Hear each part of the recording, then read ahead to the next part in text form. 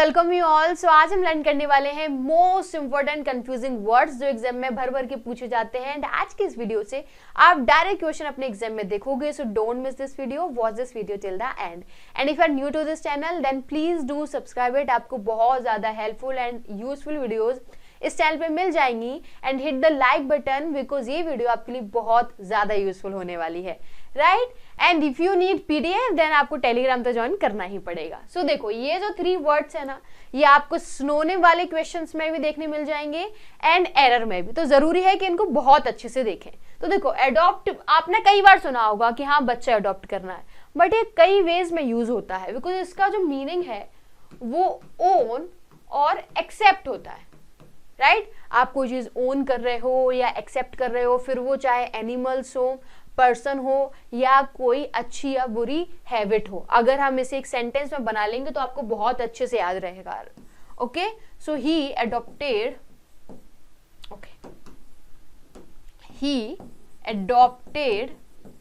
अ good habit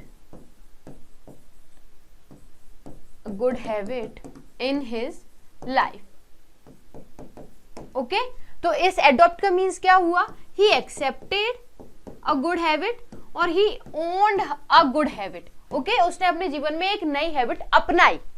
समझ आया? मैं इनकी ट्रिक्स भी बताऊंगी कि आप कैसे याद रख सकते हो, बिकॉज यही तो मैटर है कि याद नहीं होती हैं। ओके, और हम बोल सकते हैं he adopted a stray dog 2 days ago। Okay, उसने एक स्ट्रे डॉग अपनी लाइफ में अपनाया, एक्सेप्ट किया, एडॉप्ट किया, गोद लिया। ओके, सो इस एडॉप्ट को आप कैसे याद रखोगे? देखो हमने क्या बताया, ओन होता है, राइट। तो ये एडॉप्ट को आप इस ओ से कनेक्ट करोगे तो आपको हमेशा याद रहने वाला है।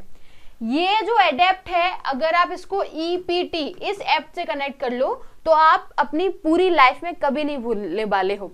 ये एडेप्ट होता है स्किलफुल। ओके, बिकॉज ये एप्ट मीन्स भी स्किलफुल होता है। तो अगर ये वर्ड याद कर लोगे तो फिर कभी कंफ्यूज नहीं होने वाले हो। ये जो एडेप्ट है इट मीन्स एडजस्ट करना, ढलना। ओके, फॉर एग्जाम्पल अगर मैं बात करूं, he will take time to adapt to India's weather. Okay, India's atmosphere, because अब वो सामने वाला इंग्लैंड से आया है, टाइम मैच नहीं कर रहा है। ओके, जहां हमारी सुबह होती है उनकी शाम होती है, तो उसको थोड़ा समय लगेगा इसमें ढलने के लिए, इंडिया के वेदर में थोड़ा अडेप्ट होने के लिए, राइट। ओके, समझ आया? थोड़ा एडजस्ट करने में टाइम तो लगता ही है। तो ये एडॉप्ट आप किससे याद रखोगे? ओन से। ये अडेप्ट आप इससे याद रखोगे, एप्ट, बिकॉज इस एप्ट मीन्स भी स्किलफुल होता है। और ये अडेप्ट आप एडजस्ट से याद रखोगे। और अगर जब हम इन दो का हमें अगर ट्रिक पता पड़ गई है तो फिर बचा क्या है? ये तो आप हमेशा बहुत इजीली याद कर सकते हो ना। नेक्स्ट देखो, ये वर्ड भी सेम हो गए। अब कैसे याद रखना है? हम कहते हैं ना कि उसकी नजर कमजोर हो गई, उसकी आंख की नजर कमजोर हो गई। तो वो नजर कौन सी होती है? वो होती है साइट। क्या होती है? साइट। इसको कैसे याद रखोगे? आई साइट से हमेशा कनेक्ट करना, उसकी आई साइट वीक हो गई है। ओके, अब हम बात करते हैं इस साइट की। इस साइट मीन्स होता है मेंशन करना। For example, he cited a shloka in the mid of conversation. Okay, he cited a shloka in the mid of conversation. कभी कभी क्या करते हैं लोग, नॉर्मल कॉन्वर्सेशन कर रहे हैं और अगर आप एक श्लोक बोल दो तो वो उसकी जो क्वालिटी होती है ना कॉन्वर्सेशन की, वो बहुत ज्यादा इनहेंस हो जाती है, राइट। तो साइट मीन्स होता है मेंशन करना। और ये जो साइट है, इस साइट को कैसे याद रखोगे? सीरियल तो बहुत देखे हैं बचपन में, राइट। तो जो मेल एक्टर्स होते हैं उनको उस काम तो होता नहीं, उन्होंने उठाया अपना लैपटॉप बैग और कहते हैं हम साइट पे जा रहे हैं, बोलते हैं ना, तो वो कहाँ जा रहे हैं? साइट मीन्स होता है अ पीस ऑफ लैंड, जहां बिल्डिंग बनने वाली है, right. A piece of land और एरिया हम बोल सकते हैं। ओके, तो इस साइट को किससे कनेक्ट करोगे? सीरियल से। एस फॉर सीरियल और एस फॉर साइट। सो अगर ये साइट याद हो गई, ये साइट हो गई, तो इसमें फिर कितना टाइम लगेगा? समझ आया? नाउ नेक्स्ट, अब ये तो मुझे पता है, मुझे भी ज्यादा टाइम नहीं हुआ, कुछ टाइम पहले ही थोड़ा अच्छे से पता पड़ा है, बिकॉज इस लेट को मैं इस लेट से कनेक्ट कर रही थी। ये लेट क्या होता है? He got late for his flight. वो अपनी फ्लाइट के लिए क्या हुआ? लेट हो गया। ओके, टाइम लग गया, देर हो गई उसे। और ये जो लेट है वो इस लेट से नहीं है, ये लेटली अलग है। इस लेटली का मीनिंग होता है रिसेंटली। क्या होता है? रिसेंटली। अगर हम इसको एक सेंटेंस में रख लेंगे तो हमें याद रहेगा। For example, I have visited this place lately. Okay, तो मैंने बस अभी रिसेंटली इस प्लेस को विजिट किया है। तो ये लेटली को इस लेट से कभी कनेक्ट मत करना, ये लेटली हमेशा रिसेंटली होता है। Okay, now next, reign and reign. देखो, इस रीन का मीनिंग होता है जो घोड़े की लगाम होती है ना, उसमें बात करते हैं। तो आप कंट्रोल कह सकते हो, उस रीन से आप कंट्रोल करते हो। ओके, और ये जो रीन है ये होता है शासन। For example, Ashok reign was appreciated by प्रजा, क्या बोलते हैं, ऑडियंस लिख दूं क्या, मुझे आ ही नहीं रहा। ओके, ऑडियंस तो नहीं आएगा। तो जो अशोक का जो रीन था, जो शासन था, वो सबके द्वारा अप्रिशिएट किया गया, राइट। तो अब इस रीन को और इस रीन में कंफ्यूज कैसे नहीं होगे, ऐसे नहीं होगे। देखो, इस रीन को किंग से कनेक्ट करो, क्योंकि शासन किंग का ही होता है, तो किंग में जी आता है और इसमें भी जी आता है। देखो, हमें तो सिर्फ याद करने से मतलब है, ये नहीं कि कैसी ऊट पटांग सी वर्ड से हम कनेक्ट कर रहे हैं। वैसे देखा जाए तो लॉजिकल है। ओके, किंग में भी जी आता है और इस रीन में भी जी आता है, तो इससे आप शासन याद रख सकते हो। और जब ये याद हो गया तो फिर इसके लिए ट्रिक की नीड हमें होगी नहीं। नेक्स्ट, विदर। विदर मीन्स होता है विल्ट। यहाँ एक एक वर्ड इतना इंपॉर्टेंट है ना, एक एक वर्ड से 10-10 बार एग्जाम में क्वेश्चन आए हैं। विल्ट होता है, राइट, ड्राई होता है। ये विदर मीन्स होता है मुरझाना। और एक और वर्ड होता है कुमलाना। जब धूप में प्लांट्स होते हैं जो मुरझा जाते हैं, उनके लिए हम विदर यूज करते हैं। For example, plants withered in the sun. धूप में, सन में क्या हुआ, जो प्लांट्स थे वो मुरझा गए, सूख गए एकदम, है ना। और ये वेदर क्या होता है, इस वेदर को बताने की नीड है क्या, ये वेदर होता है मौसम। और ये जो वेदर है ये हम चॉइस और डाउट के लिए यूज करते हैं। I don't know whether I should go और नॉट, है ना, मुझे जाना चाहिए कि नहीं जाना चाहिए, तो आप चॉइस कर रहे हो whether I should purchase it और नॉट, आप डाउट में हो। ओके, अब याद कैसे रखेंगे, ये देखो, ये जो विदर है, इस विदर में क्या आ रहा है, विद आ रहा है। तो कोई आपके साथ नहीं है तो क्या है, आपको बुरा लग रहा है, आप मुरझा रहे हो। आप घर में वैसे आप 3-4 भाई बहन हो या 2 भाई बहन हो, अब एक कहीं चला गया पढ़ने, ओके, तो अब वो आपके साथ नहीं है ना, तो आप कैसा, आपको बुरा फील हो रहा है, आप मुरझा रहे हो, आप ड्राई हो रहे हो, समझो, है ना। तो इस विद से कनेक्ट करो कि आपके साथ कोई नहीं है, someone is not with you, तो आप क्या हो रहे हो, आप ड्राई से हो रहे हो। ओके, तो इसको आप ऐसे कनेक्ट कर सकते हो। ये जो वेदर है, ये वेदर क्या भूलने वाली चीज है, मुझे तो नहीं लगता, हाँ नहीं ना। और ये वेदर चॉइस। चलो, और इसका अगर आपको मिल जाए कोई ट्रिक तो आप मुझे कमेंट सेक्शन में बता देना, तो कुछ और बच्चों को पता पड़ जाएगा। ये तो भाई साहब ये बहुत ज्यादा इंपॉर्टेंट है। देखो, ये जो वर्ड है ना, ओल्डर एंड एल्डर, हम दोनों को सेम मान के चलते हैं, बट ऐसा नहीं है, एक बहुत बड़ा डिफरेंस है और यहाँ से कई बार क्वेश्चंस आए हैं। ये जो ओल्डर है, इसका मीनिंग होता है ओल्ड, हम बात करें पुराना। ओके, अब ये जो ओल्डर है ना, ये हम थिंग्स के लिए भी यूज करते हैं और पर्सन के लिए भी यूज करते हैं। और ये जो एल्डर है, ये हम ओनली पर्सन और स्पेसिफिकली जब हम रिलेशनशिप की बात करते हैं तब करते हैं। जैसे एक फैमिली है, राइट, उसमें कुछ लोग बड़े होते हैं, कुछ छोटे होते हैं। Like I am Elder sister, मैं बड़ी सिस्टर हूं, तो आप ओल्डर नहीं बोलोगे। जब आप रिलेशन में छोटा बड़े की बात करते हो ना, तो वहां हम वर्ड यूज करते हैं एल्डर। क्या यूज करेंगे, एल्डर। जैसे हम बोलते हैं we should respect our elders, हमें अपने बड़ों की इज्जत करनी चाहिए। ओके, और एल्डर हम उस सेंस में भी यूज करते हैं इररिस्पेक्टिव ऑफ एज। अगर कोई आपसे रिश्ते में बड़ा है तो आप ये एल्डर वर्ड यूज करोगे।